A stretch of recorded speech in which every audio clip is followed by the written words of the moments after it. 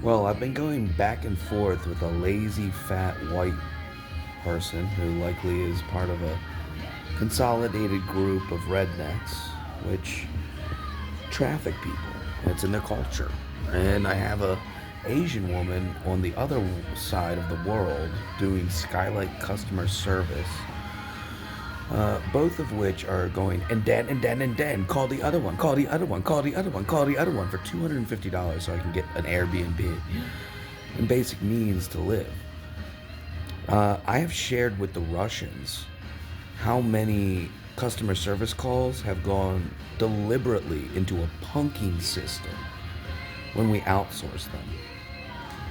What really needs to happen now is we need to have a containment of these types of things because it's going to look bad for the good Asian women because there's a lot of bad women out there. And the Asians are the smartest of them all. But I informed this woman, I told you not to put me in an automation process. You should have the ability to manually hear my number and not put me into another situation where you can cut me off and make it impossible to get back to you. Voice directly to another living person.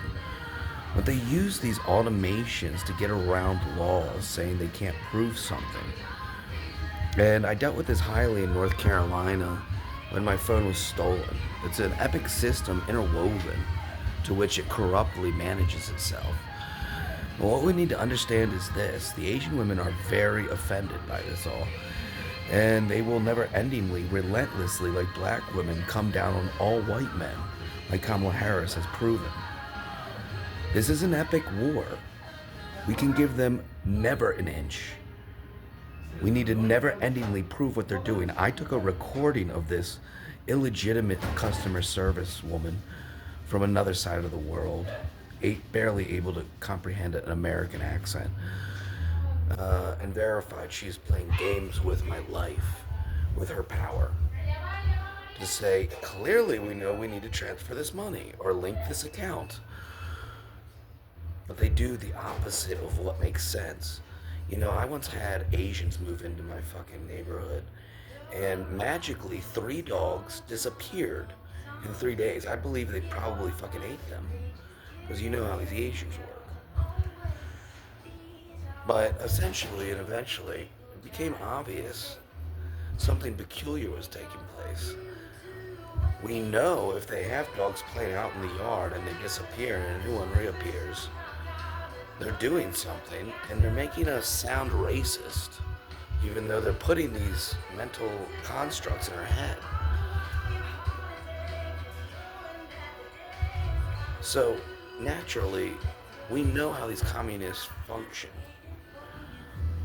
They use vindictive force to make you wake up to the fact when they enter your Mr. Rogers land, they can get away with whatever they want. You are the anti-lie. They are the every exception for deception. Do not trust them in any given way. They are breaking down this world and epically, furiously making World War III. They want to nuke. They want to find a legal premise under which they can build a history to overthrow us. Listen never to them. They are good people with great culture and great lessons to learn, but they have a rivalry which will never be, I don't know, circumvented. Just like a black man who knows he's too incompetent to ever rise through the white man's merit construct. Always stuck in a menial position, somewhat like a slave in his mind. Of course, we send him to any other country